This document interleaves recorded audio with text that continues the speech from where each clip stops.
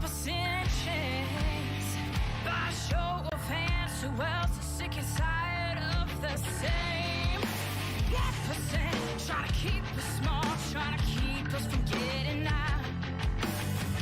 Minimizing the struggles they've caused, saying we're not working hard enough. We really should stop this fighting. Otherwise, we'll miss the fireworks. There won't be any fireworks. And here we go. And welcome everybody to Suck It. I am the great and powerful King of Kings, Prince of all that is awesome. Derek, how the fuck are you tonight on this February 12th of the horrible year that has been 2021? Oh, what a week it has been.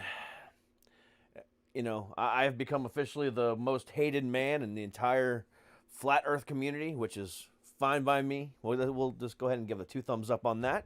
And I've been completely shit on this week. So you know what? I'm just going to continue to smile and have a good time and talk to musicians and do what I do best, because that's what I do here. So come along for the ride and enjoy the shit that I bring to you, because tonight I've got a special one.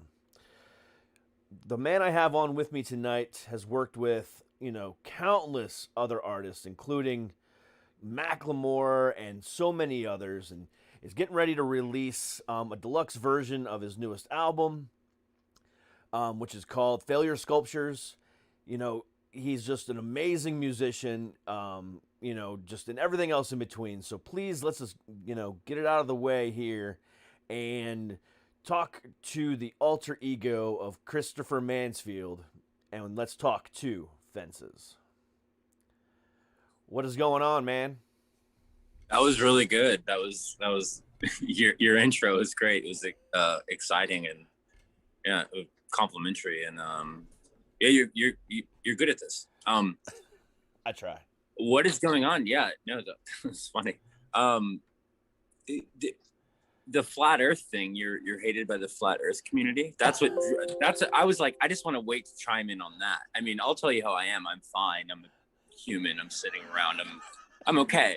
But that's remarkable. So you are denouncing the flat earth theory, probably. So, correct. So what ended up happening was this past week, I had a guy on that was a flat earther. And I did not agree with the things that he was saying. Yeah. And it ended up going really bad. And it was quite interesting, to say the least. Yeah. And then after the fact, he completely had all of his minions attack me. And well, that's what's kind of funny about those guys is that, like, you know, there's like people who believe in like Shiva and Jesus Christ, and people have all these like crazy like moral codes and thought processes and sort of like deities that they invent and little stories and everything. But the people that are the most defensive over their weird thing is the flat earthers are very defensive. If you say like no way you can see the curvature, I mean, they lose it. They're very protective of that ideal. They are, which is interesting. And I don't know. I mean, I'm probably going to get a bunch of hate now, but I feel like because you know, weird to say this on a fucking podcast, but I have like bipolar disorder. Me too. We're good. I can tell. No offense. But you know, I take like Wellbutrin or whatever, and kind of do my thing. But a lot of my great music has like come out of my manic states and things. I mean, I wouldn't even be a musician if I wasn't bipolar, which is interesting.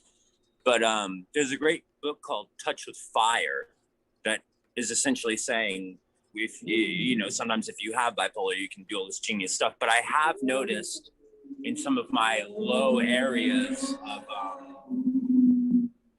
of the disorder of some kind of mental illness, I'll start to see like patterns and things and start thinking kind of these like funny things like flat earth or whatever. So I can say from personal experience that a concept such as that, to me, There's a white hearse right there. See, I could if me seeing a white hearse could spin me out for hours, but you know what I'm joking, but I feel like a concept like that is essentially based in mental illness, which is, you know, probably pretty offensive, but that's just mental illness.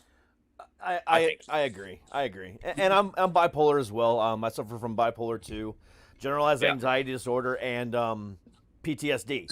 Actually, that's the whole central theme of this show. The whole idea of Suck It Podcast comes from me growing up in the 90s as a kid with mental illness and constantly being told to suck it up.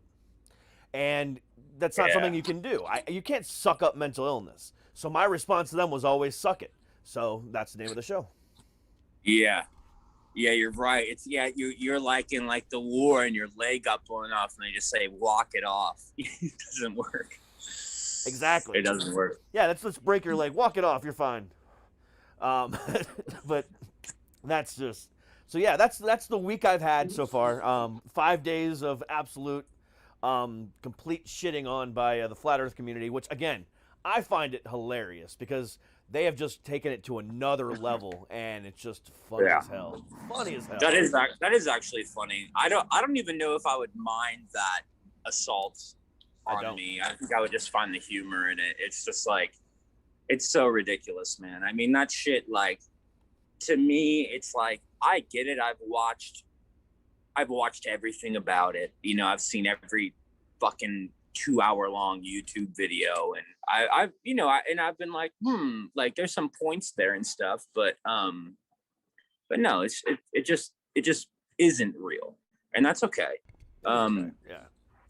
But it's like if that's what they want to hang their hat on, I mean, I think the more important thing is like, you know, they say like what, you know, get to the rosebud, like the base of like why someone has a thing, like what is the rosebud, right? Like what's the base and like the origin of them wanting to believe in that. And it's usually probably somebody pretty lonely.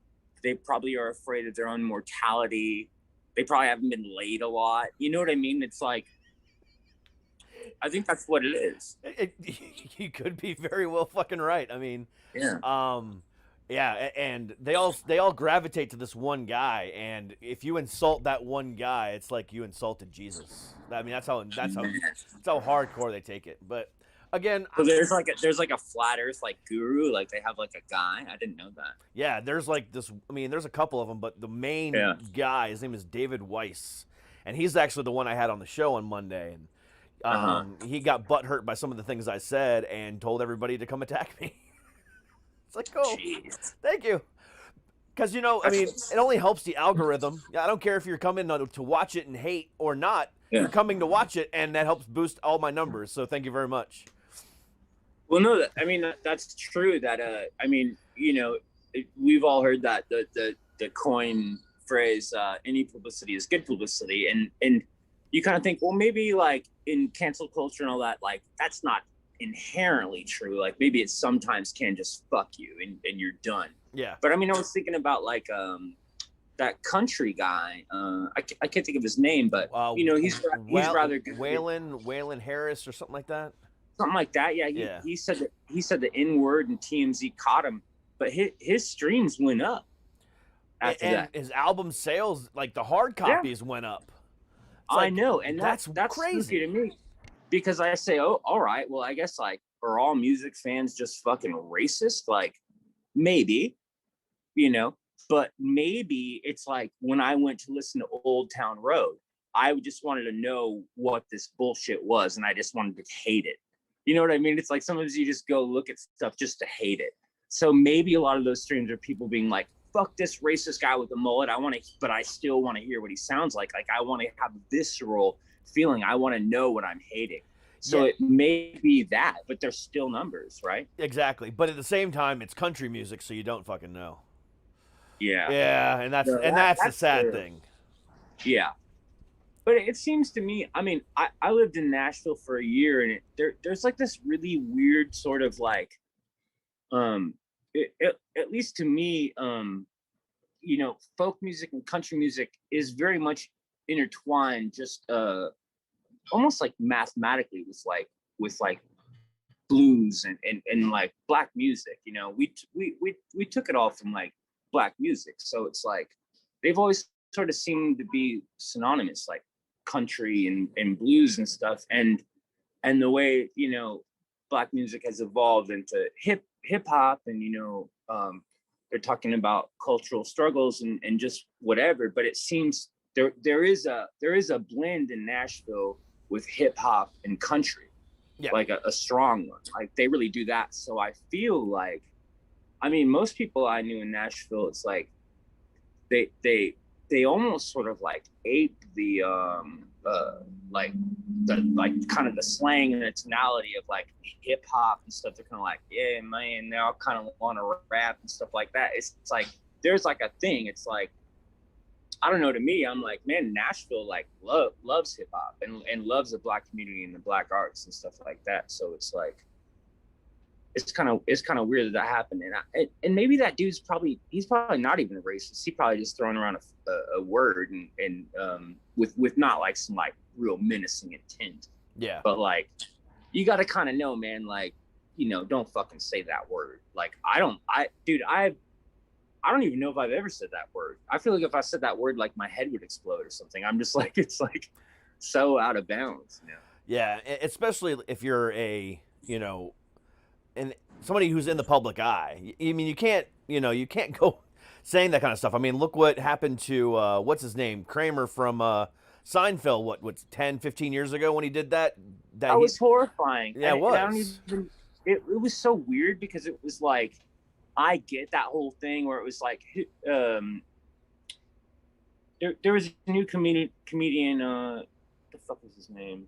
I can't remember. He's on Rogan all the time, but he did that like whole like thing where it was like crowd work, right? Where you sort of like, you bounce off like the shit that people say to you. You do crowd work. Someone says some shit to you, like you're not funny, and you just like, you fucking lay into it for like 30 minutes, and that's like kind of the bit. Yeah. But he didn't even seem to really have a joke.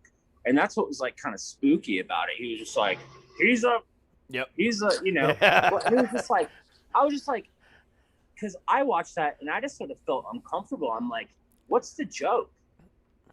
You know what I mean? Like, if there's a joke and there's a spin on it, like maybe, but like, it just felt like he fucking had a nervous breakdown on stage. That's what it sure as hell looked like to me. I mean, yeah, it's that. I mean, even now looking back on it, I mean, I haven't watched that video in years, but I mean, that was such a long. But it still stands out today because of, you know, of of everything that everybody else is doing crap like that, and people are comparing it to this, and then the same thing with what happened to Roseanne Barr, 2 or 3 years ago, whatever it was, when she compared what's her name to looking like a monkey. She was on apparently like what's the name Ambien or something. Ambien, yeah. Yeah, they say Ambien, you can like climb a building in your sleep and fucking or go like kill your ex-boyfriend or something. Like, my you can mom, get pretty funky on that. My mom sleepwalks and sleep cooks on Ambien. Dude, yeah, that would actually be. I would like that. Like, I would like to live with someone who did that, and then they cooked, and then they brought me a plate of food. That would be cool. You know what I mean? In the middle Unless of sleep. it was like weird shit where they like smeared like peanut butter on a steak or something because they're just so out of it, and just like this most like fucked up sleepwalking food. That might not be good. It's actually kind of funny, to be honest with you. Yeah, it's pretty funny. So anyway, what's going on with you, man? How's things going on your end? I'm all right, man. I'm God, I feel like when I used to be asked that question, it felt more kind of personal, and I would come up with some sort of like, you know, very unique, weird answer. But I feel like just the fucking stuff with like COVID and the political things, I feel like we're all a little bit similar probably in our answer. Everybody's kind of like, oh, you know, getting by, doing it, you know, like we're all just kind of trying. But I used to have a very unique answer. I'm like, well, I've been jogging and doing, you know, whatever. But yeah, I don't know, man. Yeah, the reason why, and that's such I mean, that's always my first question, but it's a very cliche question, but at the same time, I usually only ask that question of entertainers, Hmm. specifically, musicians and comedians. Because the thing about it is, right now, actors and actresses, most of them are back to work. They all have the COVID-19, they all have COVID restrictions. They're wearing masks in between. They're, doing this. Movie sets are, in full force. TV shows are back in full force. Everything, slowly, but it's still coming back. And, Yeah. but on the opposite side, comedy, music, Broadway, stage shows, all these different things have not come back. And Yeah. the way that you're used to communicating with your fans, yeah, you put out, a stream, you put out an album, and they download and stream it. But the best way to communicate with a fan is being on stage and being out in front of a crowd and interacting and stage diving, or just, saying, "What the fuck up, Houston?" Whoever, you know what I'm saying? And not being able to do that for the last year has got to be weighing on everybody in different ways. Yeah, it's pretty weird. Like when I'm almost like kind of like lamenting like live performance, and I've almost like gone through like all the stages of grief where I'm just like, well, I'll just never be able to do that again. That's like how I'm like, maybe like kind of fatalistic or whatever. But I just kind of am like, man, like when can I do that again? Because it's like, I don't know, it just feels very, very far away to me. Does. And It it's does. weird because like that is one of the main issues that I have with being a musician, is that I just say, okay, I put something out, goes on Spotify, and then you kind of just watch the numbers, and that sort of like determines like what dopamine levels you get for your ego, and then it sort of translates into like monetary stuff, like what how much money you're going to make, and it's just sort of like, well, what do I do? Do I work in like the stock market? It's like, who am I? It's like, what does this all mean when you just sort of have to break it down to that that kind of system? But performing live is sort of a way to sort of make it not feel like that, and make you realize like why you do this, like what you're doing. It's like, I don't want to be just a cowboy talking about horses. I want to be riding on a horse really fast, Yeah. through the plains, and that's really, that's really what it's about. Just, playing guitar in front of somebody. So a lot of times, just being out here in LA and stuff at like a party or something, if a guitar is passed around and I get to play like, just one song for, 8 people, 12 people, one person, it feels really beautiful, for them to all be quiet and go like, wow, that was really nice. And I'm like, fuck yeah, like this is why I do this. Yeah. I don't do this to like, oh cool, like put it up on Spotify, let's see if we can get like 10,000 in a day. And like I go on Instagram, make like a fancy story with all the little like, you go on Instagram, post a story, you can do the little moving like GIFs or whatever. And I'm like, yeah, it's like, dude, man, fuck all that. That shit's so fucking annoying. And I look at all these people like, I won't even say names, but it just seems like corporate, like corny Hello Kitty fucking, just garbage. And I'm just like, what is it all about? Like, it's fucking about, it's like this, this thing right here. Yeah. This thing that you pick up and you play and you sing. That is what it's about. And it's all been diluted into this like fucking crazy shit. And I'm rambling, but COVID's really fucked up because it's it's kind of it's cornered it even more to like, you only exist online, you only exist on the internet. So it's like, I feel like people say, what do you do for a living? I just want to say I'm a professional Instagram poster, because that's what it's fucking turned us into. Yeah, this time around, yeah, it has. And that's the drag. I It don't want is. that. You know, and I feel the same way you do, because I mean, I'm a comedian, and I love getting up on stage, and I used to be a musician, or I still am a musician, but I used to travel, and I used to play backup guitar and stuff like that, and I was a traveling guitarist for a while, and so I'm I've always been up on stage. And now doing comedy, I haven't been able to do that since last year, and I only did a handful of shows before COVID hit, and it's I just do the podcast, and that's all I do.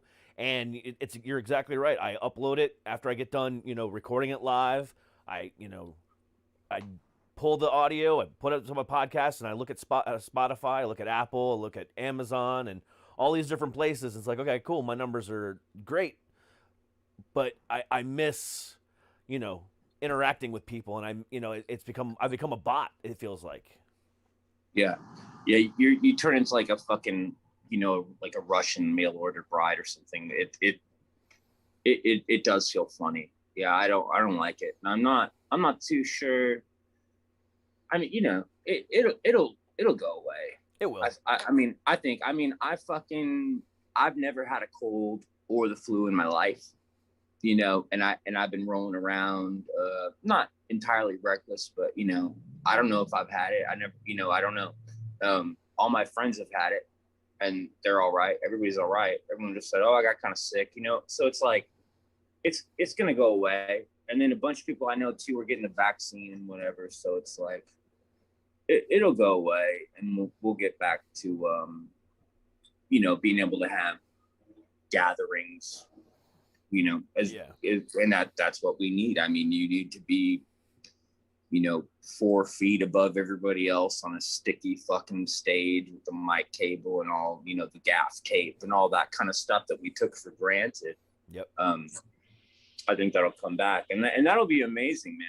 I really liked it. I was thinking the other night when I was trying to fall asleep, I was thinking about, we did a tour with Andrew McMahon, and he just kind of sold out all these shows, and they're big shows, like 800, 1200, nice, just full things. We were opening for him, and I wasn't drinking on that tour, and we opened the show where I played a solo show, a solo song, before the band came in. It was just me by myself, and I'd be in the green room doing jumping jacks, trying to get my nerves away. And I remember I'd kind of get to the little door to walk onto the stage, and I would just look, and I'd see all the the crowd, and I'm like, I'm just gonna walk out there and then pick up the guitar and do this thing.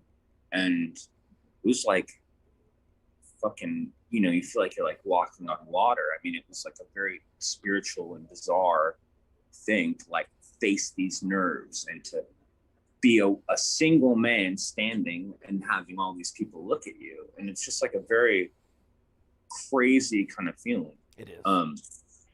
But that's fucking beautiful. That's better than going, oh, hey man, how's this lighting? Okay, cool. Edit. Put it on Instagram. Oh, cool, I got this many likes.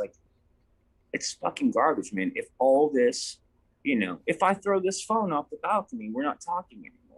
You know what I mean? It's it's all so empty. It's we got to get back to the work. You know what I mean? And I love that you're a comedian. That's I think that they're to me, a lot of my friends are comedians. I think comedians and musicians are the most similar people in the world. I'm not so sure why. I think about I don't know, I was in Mark Maron's podcast a long time ago. I talked to Duncan Trussell a little bit, Ian Fidance. They're all the same as musicians. It seems to me. It's just a different delivery system of something. But it's interesting to me because I say wow, well, how is a joke that makes somebody laugh? How is that similar to maybe a really sad song? Because those are two, they exist in polarity. Those are completely two different emotions, but they're still. It's we're magicians. It's we're making people have emotions that aren't there just organically. We're forcing emotions, and I think that's beautiful. So I agree. I mean, especially, you know, I mean, music for me is, you know, it's the same as comedy. I mean, I use music and comedy as ways to help with my depression and my, you know, my manic days, you know, in ways that most people wouldn't even think. But, you know, sometimes, you know, it all depends on the situation. I mean, and, you know, music just touches a certain level within you, and so does comedy. The moment you can, you know, just let out all your release and whatever it is you're, you know, communicating back and forth between the person on stage or on your, you know, Amazon Echo or your phone or watching on TV, whatever the case might be, that connection is always there, and it's just, it's something that is, it transcends everything else. It really does, because it's a personal connection. You know, when you're watching, you know, I'll never forget this. It was about 6 years ago. I took my daughter to her first concert. It was a Hailstorm concert, and she absolutely loves Hailstorm. She's, you know, loves Lizzie Hale. She looks up to Lizzie for so many different things, and to watch her face when Lizzie started performing, you know, like she barely started playing guitar and singing, and my daughter was just in tears just from the excitement of seeing Lizzie live right in front of her. And that doesn't really happen. nice. It doesn't happen very often. That's something that just, you know what I'm saying? It's the connection that you get, because you feel like you know these people, because whether it's a comedian or a musician, they're out there telling stories.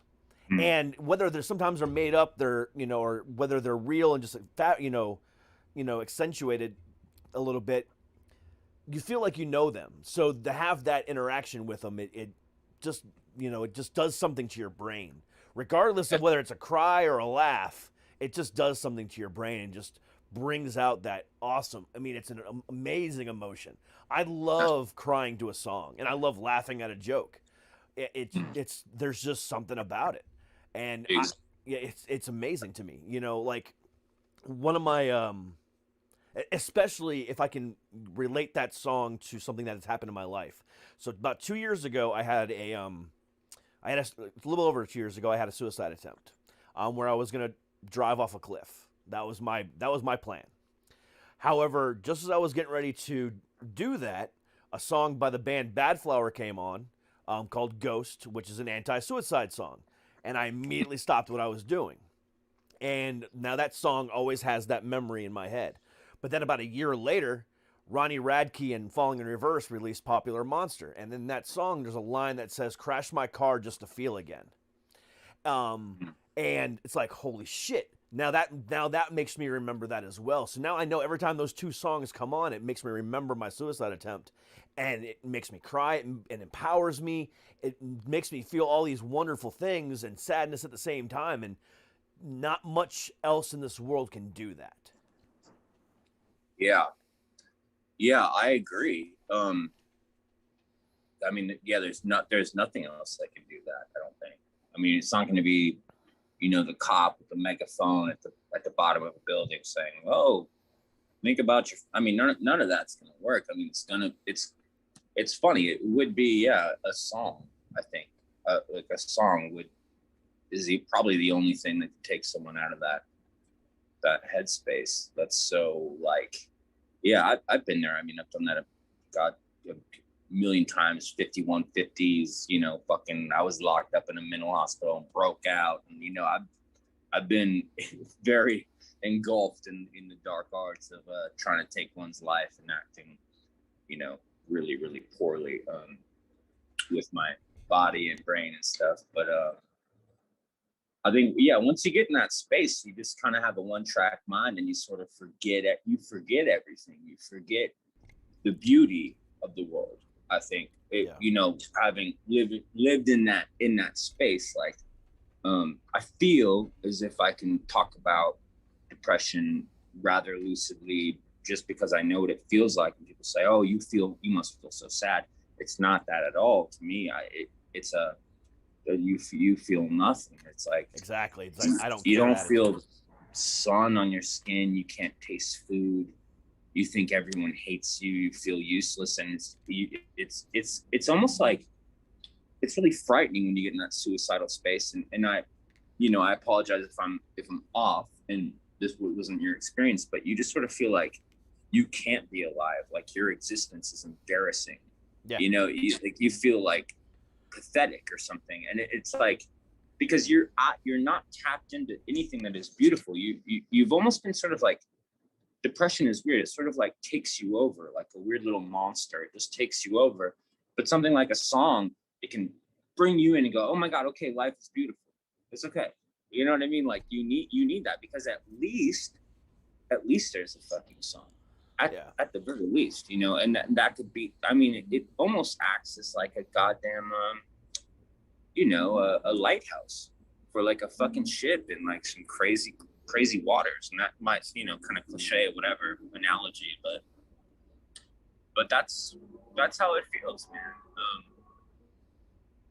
Yeah, you know, that's an intense thing. I don't really know, but I do think if you are kind of cursed with what you're cursed with, and me and millions of other people, it's like you're best to really pay attention to music and books and cinema and stuff like that, and that stuff will kind of save you. You know what I mean? Like really immerse yourself in artwork and stuff, because it'll kind of give you like, I guess it like gives you a reason to live.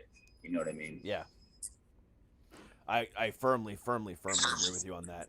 And that's one of the reasons why I'm so passionate about, you know, wanting music to come back. You know, because I want that interaction again. I want to be able to go to a show. I want to be able to, you know, I can't even go to a brewery and see a single, you know, a solo guy just doing an acoustic set. You know, I can't even do that these days because it's just, there's nothing there, and it just absolutely sucks. Which, you know, it makes me think about the future of this industry. You know, what does it look like? You know, I mean, looking at this coming year, you know, they planned for Coachella and then they just canceled it.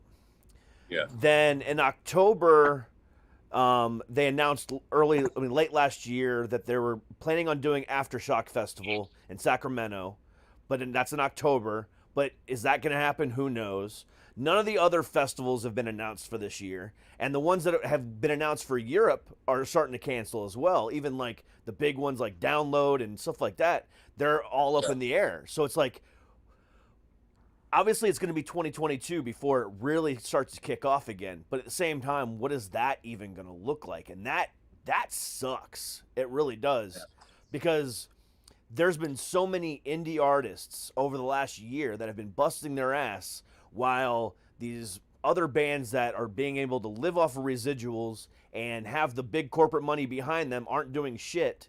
And then now they're going to come back in 2022 after they haven't done anything in 2 years and take the place of all these other indie artists that have been constantly putting out, you know, music for people to listen to, or doing live streams on Twitch or concerts.org or whatever, live.org, whatever it is, and all these other places. And then it's going to be a complete flip-flop again. Oh, Metallica's ready to tour again. Sorry, guys, that you've been putting all this, you know, effort into, but we got to make room for Metallica.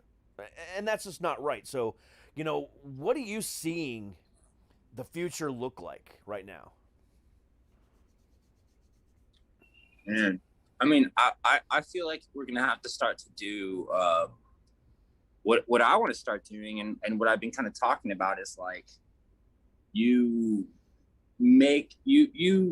sort of make like little situations like organically, like with other people, like shows and stuff like that. Like I was talking to you know, this isn't like announced or anything, but like Jack Kerouac is one of my favorite authors, like the poet, beatnik guy, and like the head of his estate, like we have a Zoom call on Tuesday, and we want to maybe do like film a show at his house, at Jack's old house in Florida, you know, so sort of just like grassroots, like small stuff, like, hey, let's set up a show, let's do this, let's play this, like whatever. You kind of, I think we might have to start, you know, probably start doing stuff like that, because like the, you know, the big sharks of like the rock world or indie world are yeah, they're gonna be, you know, Ticketmaster and all the fucking whatever, the booking agents and stuff are gonna want them. But it's like, we still have the ability as artists to say, oh, you know, we're going to go here and play a show and come, You know, it's like my homie Ian, the comedian, he was playing, he was doing stand up on rooftops in Brooklyn. And there's no one telling him you can't do that. You know what I mean? So I think we just are going to start doing shit like that. And that's kind of what I'm interested in. It's like, yeah, it would be fucking fun to play a sold out theater again. But it's like, if I can't, you know, I'll play in a fucking living room to people that like it. Because, you know, I'm not making much money either way. You know, I played a fucking theater, I make what, $500, maybe $2,500 if I'm headlining. You know, 30 of that goes to a fucking manager or a booking agent, or even if I do get the money, what am I gonna do? Fucking give the money away to homeless people or do drugs with it? It's like, who cares? You know, it's like, it's kind of like we're gonna have to start doing more grassroots, kind of like fun things, like and be creative together. Be like, hey, we're fucking sick of this shit. Like we're fucking starving, not financially or with the body hunger, but we're spiritually starving. Yeah. It's like, I want to see comedy. I want to see music. Well, then fucking figure it out. It's like, I could tell you, man, hey man, I want to see comedy. Hey, would you go do comedy for me in this like place? And then I'll play a song. You know what I mean? And that's all. No problem doing that. That's what we're gonna have to fucking do, is just say, hey, we want this to happen. Here's a space. We're all coming in. We're not afraid of the fucking pandemic, or we've already had it. We have the fucking antibodies, or we have the vaccine. Whatever. I don't give a fuck. But I think that's where we're gonna have to start being at. And I mean, I've been thinking about like goddamn, because I'm putting a record out, and I'm like, I want to fucking tour, but like, I can't. It's so weird. It's a very weird thing. I just can't go on tour. And I spent a decade of my life touring. I feel more comfortable in a van, just looking at nothing pass me by, and, you know, playing shows. I feel very comfortable in that environment. It's like, I really don't know, like, especially here in LA, it's like, they say, okay, this place is open, you can do this. I don't really know when they're going to let a bunch of people be real close together, real tight together, just standing together. I don't know. I mean, that could take fucking years, or maybe never again. Yeah. Maybe they'll say, oh, there's always going to be a new strain of this or that. It's kind of like, I don't know, it might be the end of something. If I could, you know, to be real cryptic and kind of like conspiratorial, it would be like, we may have actually seen the end of some types of like behavior. Like, we might not be able to have like any sort of things like that again. Yeah, and that's my fear as well. I mean, even going to the movies is going to be different. You know, I don't know if that'll ever happen again. Exactly, that's what I'm saying. You know, even like I said, the movie industry is, you know, this year they're like debating on whether or not they should even release movies. I mean, and you know, like all the Time Warner stuff, they're, you know, HBO stuff, they're all releasing it, you know, in theaters and on HBO Max. But at the same time, it's like, you know, are we going to ever have that same experience again? And I don't know if we ever will, whether it's a movie, whether it's a concert, whether it's a comedy show, or going to a Broadway play, if that's your thing. It's really weird. But it's going to be it's not going to be up to the money people, because the money people are going to look out for their own best interest. It's going to be up to the artists to finally say, enough is enough. Fuck it. Let's just go ahead and put our money together. Let's go ahead and rent out a fucking building and just have some fucking fun.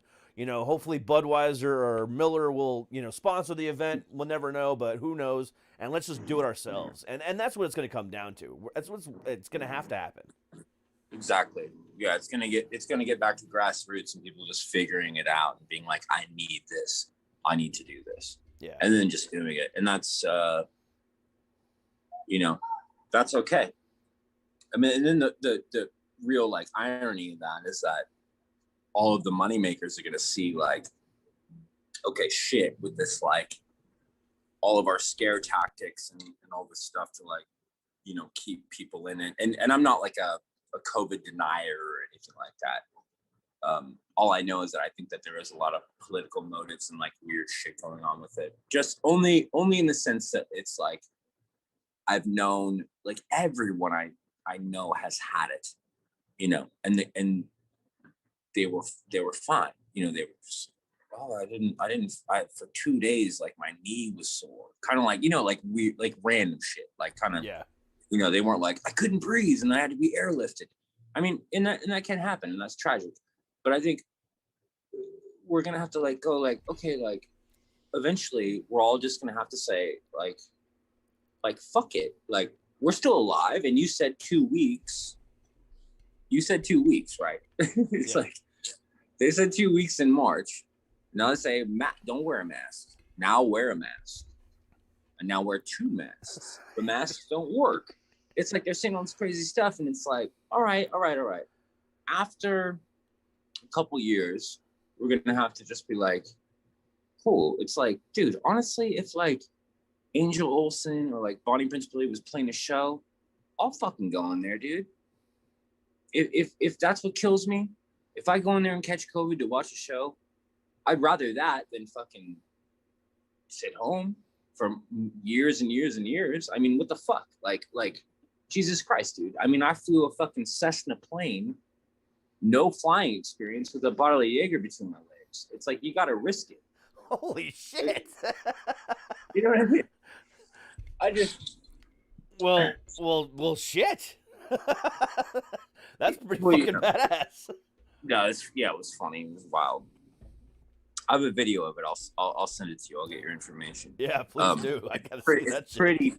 It's pretty fucking ridiculous. It was easy to fly, but all I'm saying is that like I got that experience of flying and it was amazing. And I think that it's like, goddamn, like how fucking, and you know, and I'm afraid for this to come on. People are like, he doesn't believe in COVID. He wants my grandparents to die. It's not like that.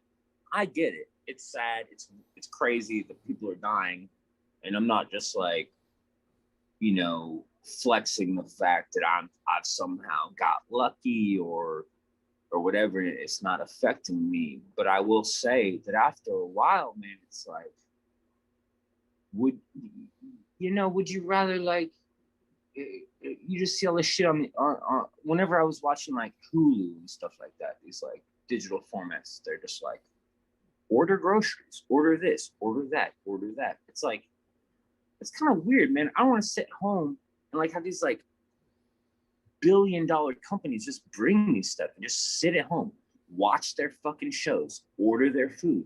It's fucking psychotic, man. Yeah. I want to be on the street. Let me out on the fucking street. Let me play a song.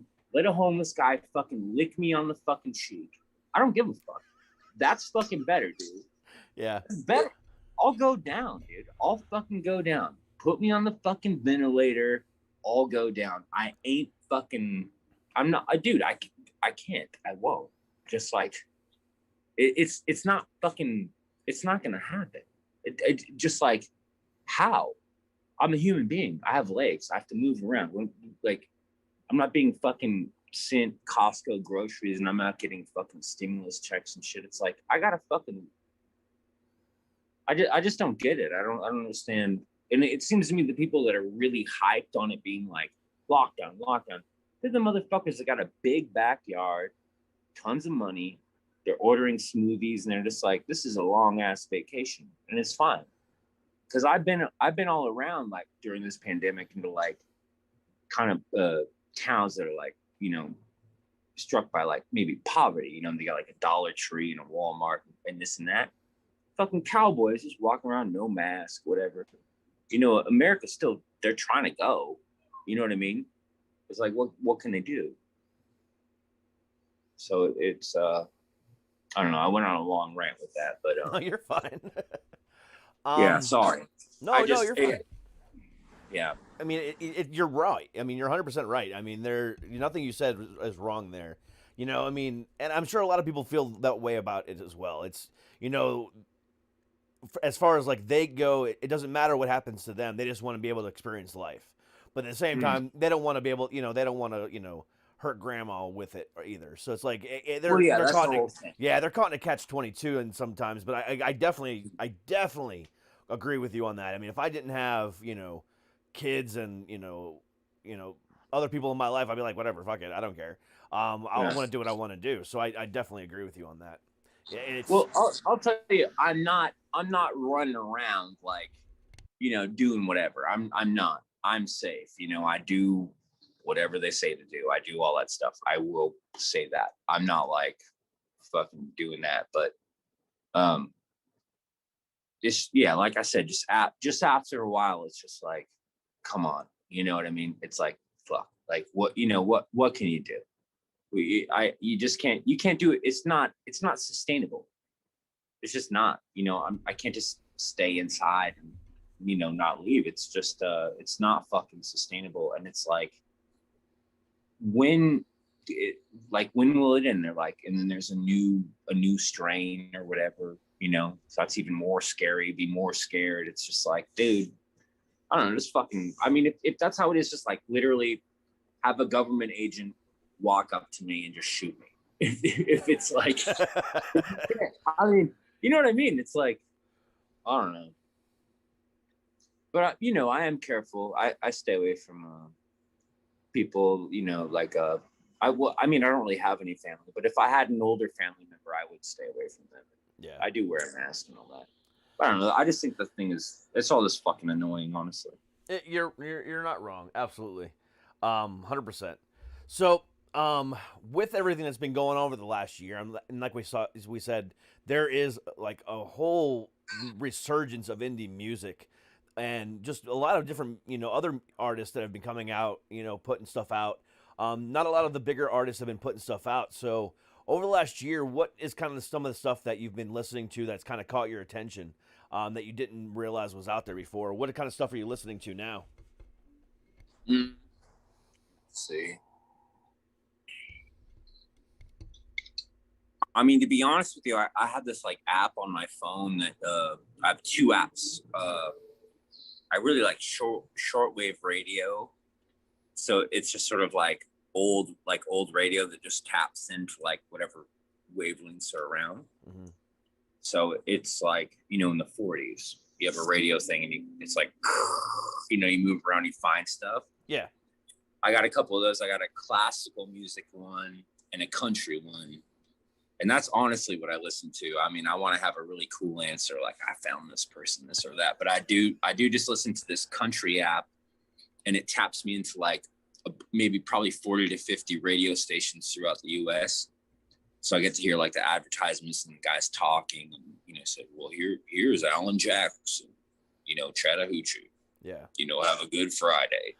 And I miss that because we don't get that anymore, because we just like get to listen to whatever the fuck we want. I want to hear a guy tell me the song, tell me a little thing, tell me about a new grocery store in town. Like, you know what I mean? It's kind of like, I fuck with that. But I will say, if I were to say new artists, as a kid, Jeremiah Moon in Seattle, he plays cello, and he's a great vocalist. And I like him.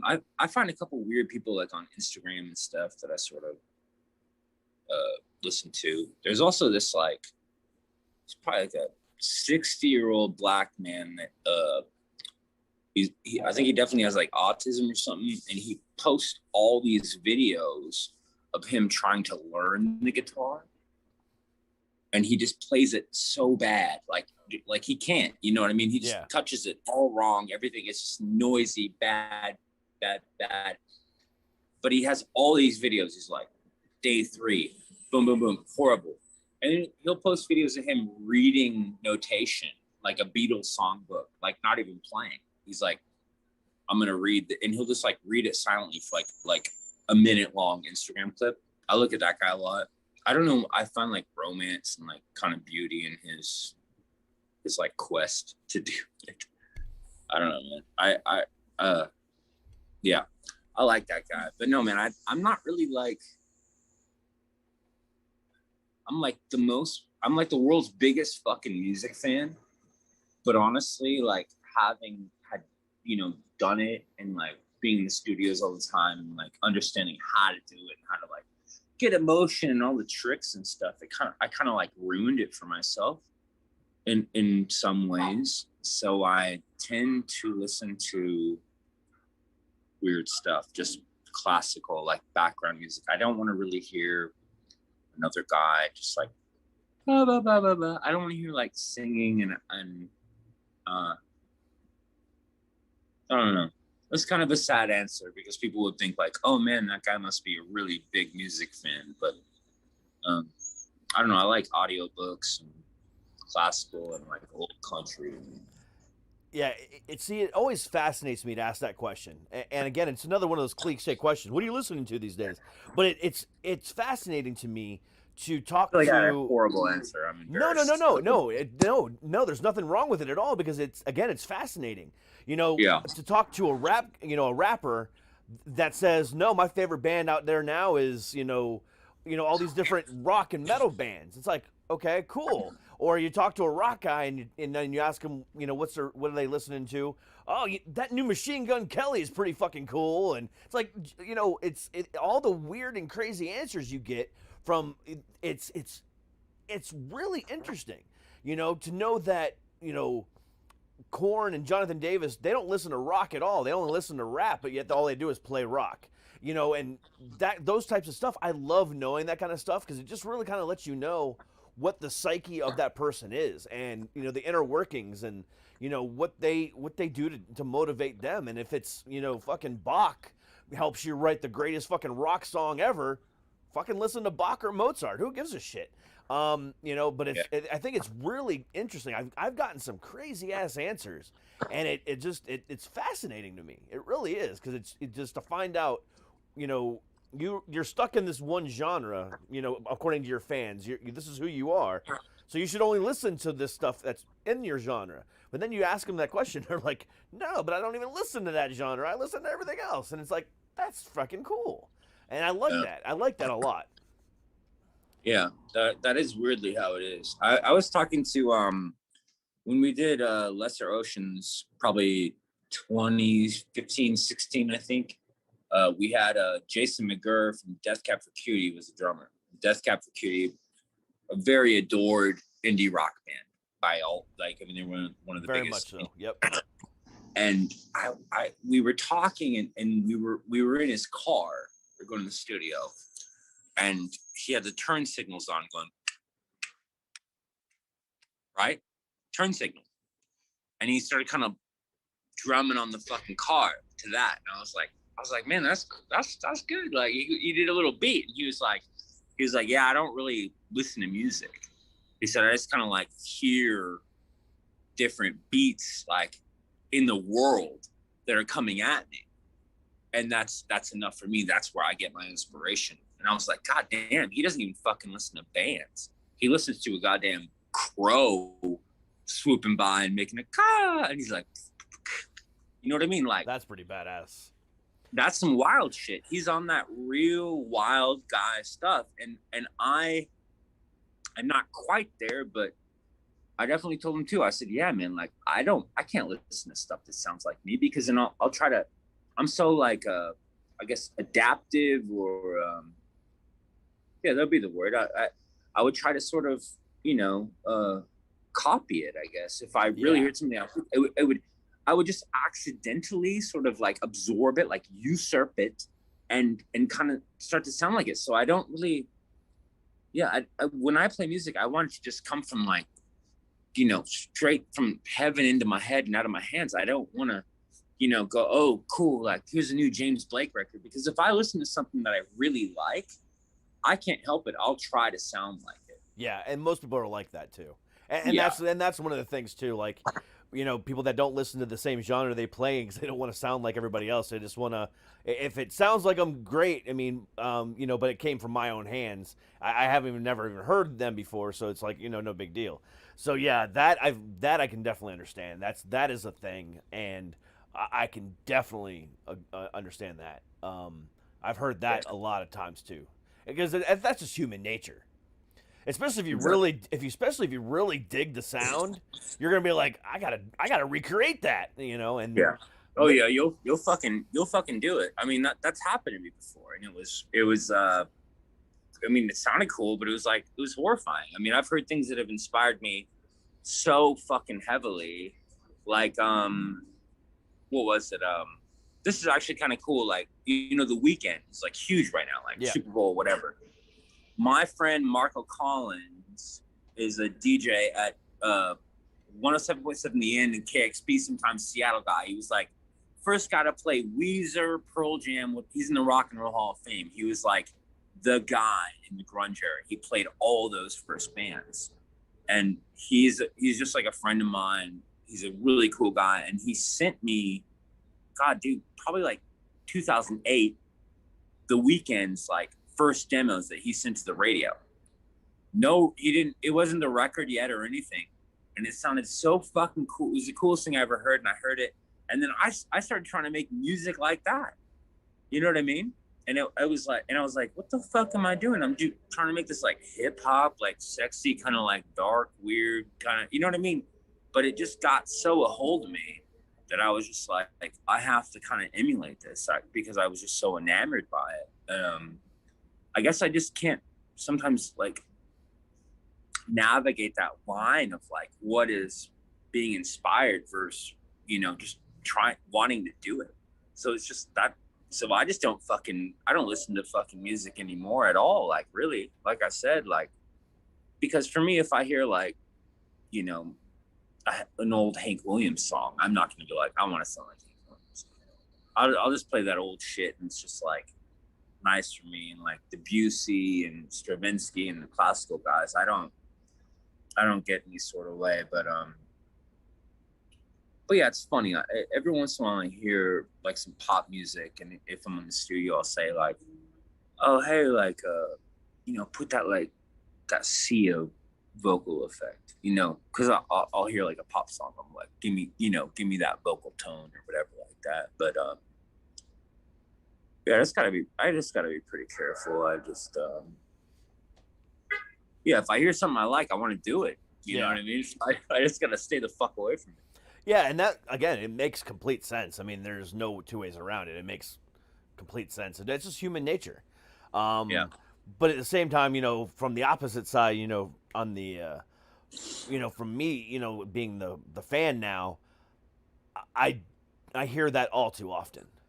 You know, I can't tell you how many times in my lifetime I've listened to a metal album, and at some point in time, they do that whole, you know, just the bass drum and a simple little riff.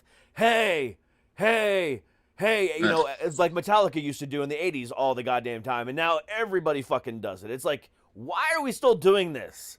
You know? Well, it was so cool when they did that in Russia. The concert was like 1.6 million people. Yeah. I love that video. I love that stuff. And that stuff is so weird because I feel like a lot of metal like came from like a lot of like Viking stuff and sort of like, you know what I mean? That hey, it was, I think this is where it was like kind of like Viking, like just fucking like war, like battle music. You know what I mean? Yeah. Like, oh, absolutely. Because you think about like the movie Braveheart, like they, you know, like Ireland or whatever, and they're gonna charge like Wallace, like chanting stuff is very much like inherently battle. Yeah. So that old metal that does that stuff is so fucking cool. I got pretty into metal for a while. I like all that, like the black metal, like Over, like Mayhem and all that stuff where it sounds really cold. It's like it's just like it sounds cold and like it's recorded badly. And it sounds like it was like made in like a forest. Yep. They're just like playing like these like scary chords, and you can't even. It's like bah, bah, bah. You can't even hear what they're saying. I love that stuff. I think that stuff's beautiful. But I've never been a fan of black metal, or you know that type of stuff. I've always just been into hardcore and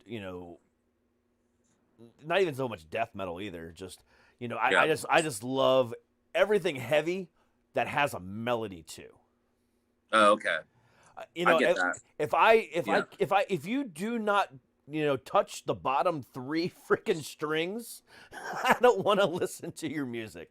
If you're constantly just going open G, open G, open G, and just going the entire time, it's like I don't want to know. Sorry, that's cool for you, and you're making a living at it, and there's people that love that, and it's good music to them. But yeah, I have to have the melody. I have to be able to hear, something that just kind of makes me go, holy shit. You know what I'm saying? You like, I think probably if I were to think about like my favorite, like where they're like pop, they're somehow pop, like they exist in this like terrifying realm of something so tough, but they're still pop, would be like Pantera, you know, bump,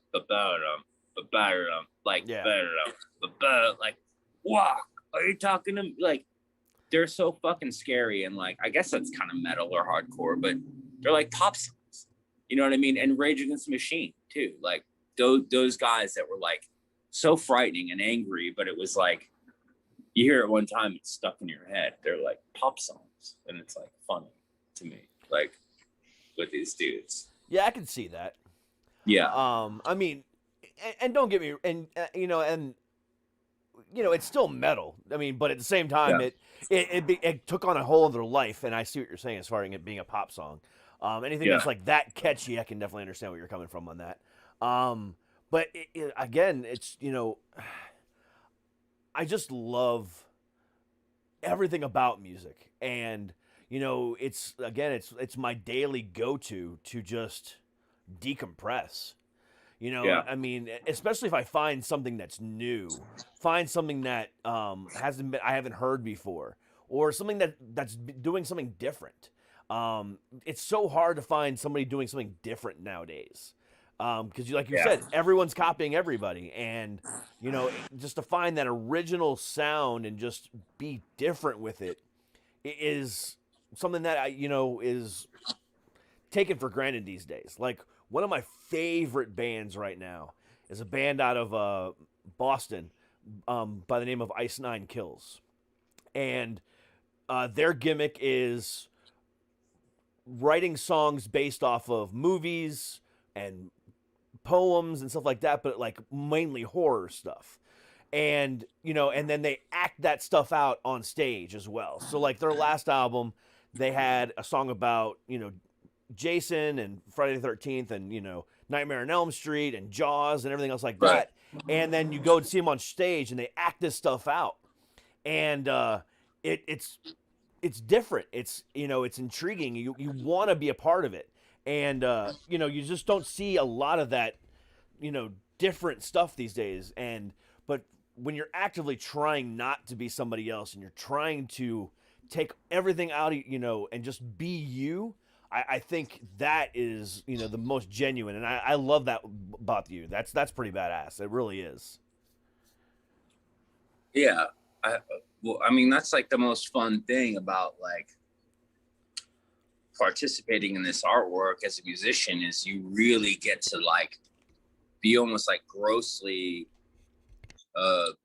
in your own ego. You really get to like everything like with my music, it's like my favorite music that I listen to, people will probably be surprised, but I listen to like jazz all the time. I listen to jazz all the time. I love jazz, like like jazz fusion from the 70s, like Chick Corea, Jaco Pastorius. So I listen to that stuff all the time. And then, I read a lot of books. So I'm kind of like trying to do jazz and like have like sort of like the literary sort of dialogue in the song. So it's like this real weird mashup of like the stuff I like. And that's the stuff I get to put out. And it is sort of like, it's cool to be able to just, live and have the human experience and what you love, and then kind of make it into a thing, I mean, the only like, I guess, problematic part of that stuff is being misrepresented, when people say, oh, well, you're this or that or whatever. And you're like, man, no, you got it all wrong. Like, I'm not that at all. People try to put you in a box or whatever. When I remember when I first started, and probably like a decade ago, everyone was like, oh, well, he just likes bright eyes or something like that. You know what I mean? Yeah. Like, just like, they just pick the first thing that they know and then try to make it like imperative or whatever. And I'm just like, man, that's not even my vibe at all. That's the only thing.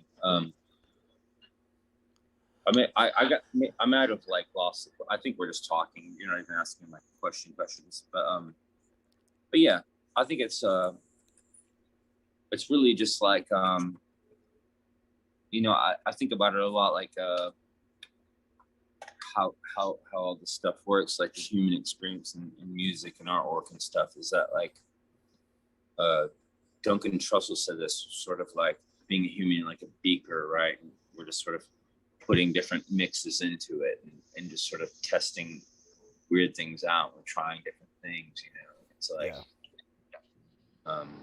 but yeah, it's interesting, man. And I actually thought of this like yesterday. I was laying in bed. I had probably a really, really wild night, and I saw a video of a band playing, and I'm like, how absurd is this? That some men can get up on stage and play instruments, call themselves a band name, and everyone wants to watch it and clap.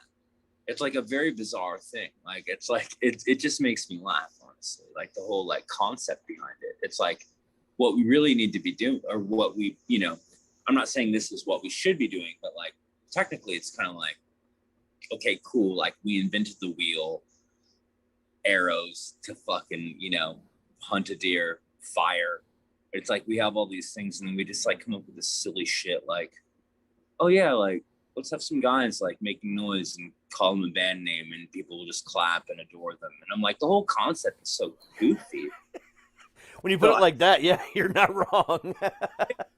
So I had like a weird like existential breakdown. I was like, did I really like be born into this world, and like I chose to be like, I'm Fences and like make music, and I'm just like that's sort of funny. Like it's not bad. I mean, it's cool, but I was just like a little bit silly, really. Yeah. No, I get it. And you had kind of said it before, you know, like I'm not really asking questions. I don't like asking questions. I think I've maybe asked you 2 real questions. But I like having just conversations with people, you know, and kind of really getting down to, you know, who you are. And I think you've done a great job on really conveying who you are and what kind of person you are. And you're just a fucking cool ass guy that just wants to, you know, do your thing, and there's nothing wrong with that at all. You know, that's actually really admirable. Thanks, man. I appreciate that. Well, I'm bad with compliments, but I will take that. I think you're a rad guy too. I think you're kind of like, I think you're like you're born to do podcasting. I think you really, you do it right. I think it's your thing. Yeah, I don't like scripting things out. I don't like, you know, I just like to keep it natural and flowing. You know, there's a couple, you know, canned questions I always ask, but those canned questions are meant to, you know, at least spark a conversation. And that's why I only have like 2 or 3 of them. So, you know, but thanks very much, man, for going with that. But let's go ahead and close it out here. You know, the newest album getting ready to drop on March 5th. You know, Failure Sculptures, you know, did you at any point in time say, you know what, I don't want to put this out because you can't tour, or did you always want to put it out no matter what? Well, it's a re-release, so it came out before. Correct. But yes. It kind of like didn't come out. I don't know, like a lot of people that even like me were like, didn't even know it happened. Like, I can't really speak on like the fucking how, like, you know, why that was the way it was or whatever, how they pushed it. I don't even exist in that world. I kind of just make the songs and like, you know, try to smoke cigarettes and just be a guy. I don't really know what the fuck these people do with this stuff. So who knows why it didn't really, you know, gain its wings. But I was fortunate enough to reconnect with Pat Magnarella, and he was like, man, you know, I really want to re-release this, and I don't think it got enough, you know, it didn't get what it needed to get. So we said, okay, cool. And because I put it out right before COVID. Yeah. So that was also weird. So yeah, we just said, well, you know, put it out again. I put a couple new songs on it, and because it's a really beautiful record, and I just think we're like, fuck, dude, let's go again. Because I have a new EP that's gonna come right after it that I'm really proud of. And it was like, okay, let's put that out, then that out. So the re-release is sort of like a, the left hook, and then, the next record is gonna be like the knockout punch with the right hand. So it's kind of one of those things. But yeah, it's a great record. And yeah, just needed a little bit more attention. And I think we like focus more on like Europe or whatever, like it wasn't even released in Europe and all, you know what I mean? Yeah. It's all like weird. It's weird stuff that's a hard question. So I kind of just I don't really know so much like that world and stuff, but I know they're like going to like radio in a way that we didn't before. And, just kind of that type of shit. You know what I mean? Yeah, and that's why I wanted to ask that about you, because I know it was released last year, and then this is the deluxe version of it, but and I like that idea of re-releasing it if it didn't gain traction the first time, especially if you're proud of it. If you're proud of it, fucking push the shit out of it, and that's again is pretty badass. Because most people would say, oh, I really like it, but they didn't like it. Let's just go ahead and leave it alone. But no, try again. If you believe in it, might as well. I mean, especially if it's a passion project, and if you got an EP that's dropping right after that you're even more proud of, push the shit out of it, man. I mean, and I can't wait to hear it, because I mean, I've listened to Sculptures, and it's an amazing album. It really fucking is. Thanks. That's dude, nice of you. Yeah, dude, it's fucking badass, and I've been looking forward to this conversation all week because of that album. And it's like, damn. What's your favorite song on the record, do you think? Not to put you on the spot. If you don't know the name, if you know like a melody or something, I'm just genuinely curious. I'd have to go back and look. Because I've listened to it twice all the way through. Yeah. Let's see here. Hold on a second. So, A Mission's a good song. But let's see here. Hold on a second. Let me pull it back up, because I had it. I was listening to it earlier today.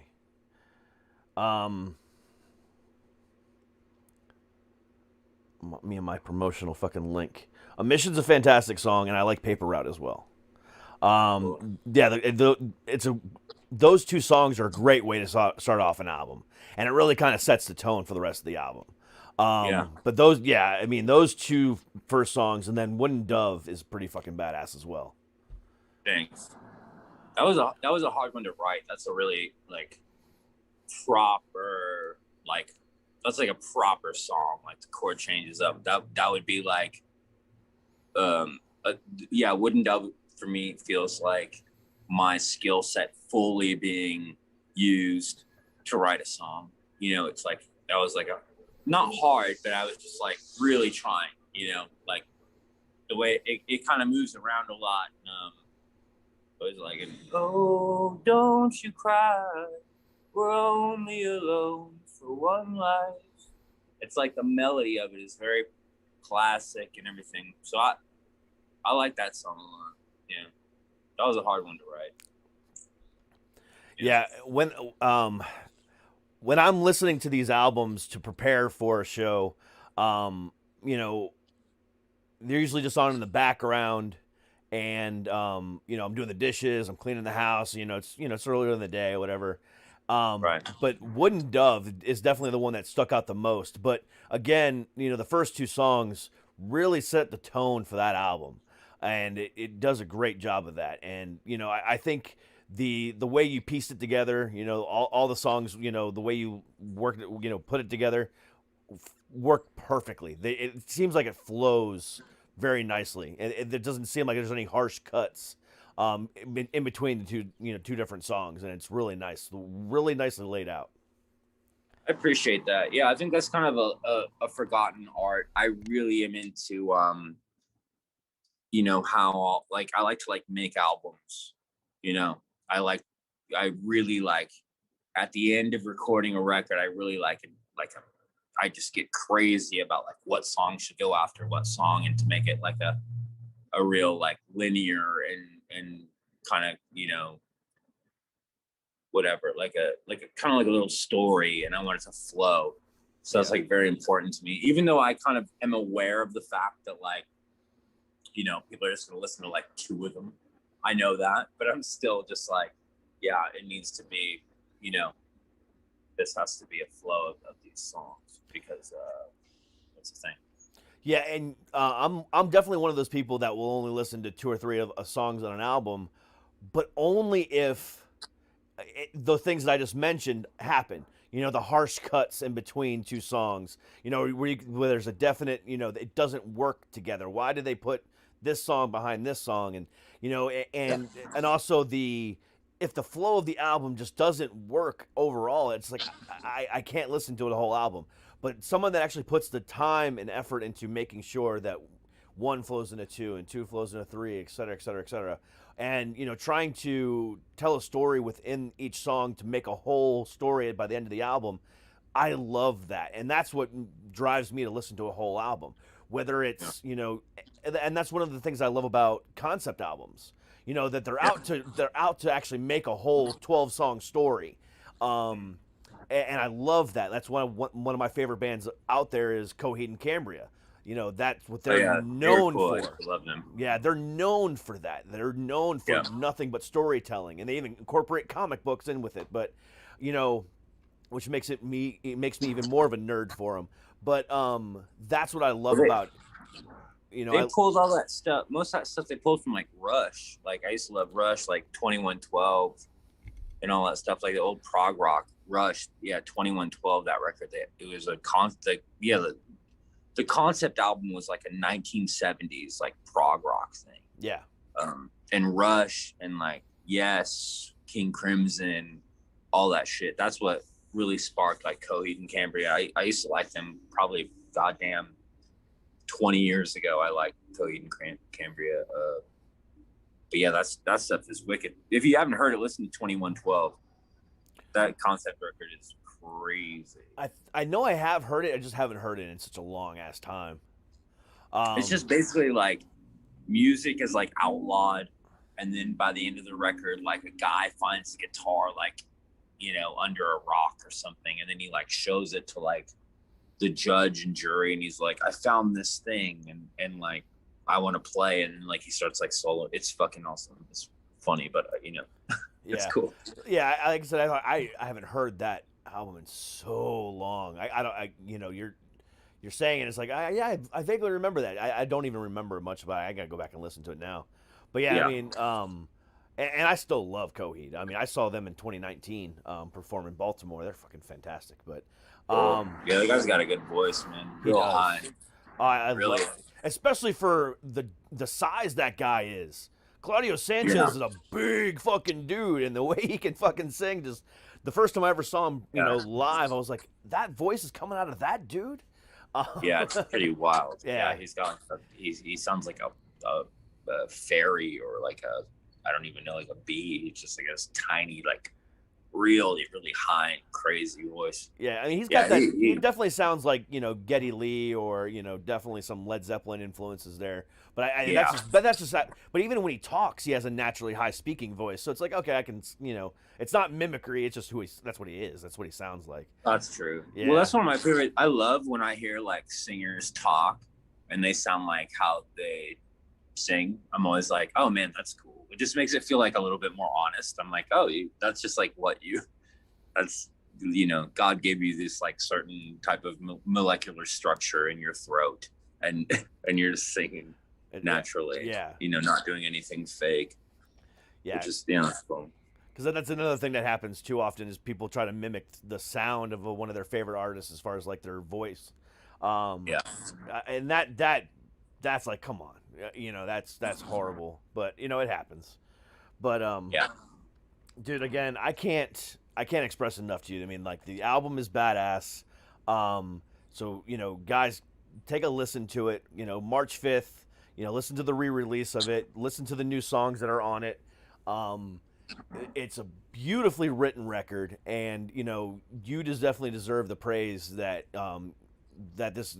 I mean, it's worthy of the praise it's going to get, and, you know, it's it's gonna be awesome, and I appreciate so much the thought and effort that you put into it, and I just want to say thank you for that.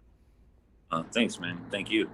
Appreciate that, dude. You're a badass, and it was so much fun talking with you tonight. Thank you very much for having this conversation with me, and That was great, man. It was exactly what I wanted out of it. But dude, take care of yourself. I can't wait to see you. Hopefully, get back on the road and come see you. You know, once you're back out there. As soon as you're on the East Coast, you know that I'll be in the fucking front row, man. So, dude, just hopefully we'll get back to it soon. Right on, man. Thank you, brother. Had a good time. No problem, man. But you have a great rest of your night. Enjoy your weekend, and hopefully we'll talk again soon. Okay, cool. Bye-bye. All right, man. Bye. And that's our show. What a cool fucking guy. All the links for his stuff is down below in the video and in the podcast, so definitely take a look and listen to that. Fucking cool ass guy. What a great guy. So I hope you guys enjoyed it. It's been a hell of a week. We'll be back at it again on Monday. But until then, you guys stay happy, stay healthy, and as always, stay fucking heavy. We'll see you guys on Monday. Peace.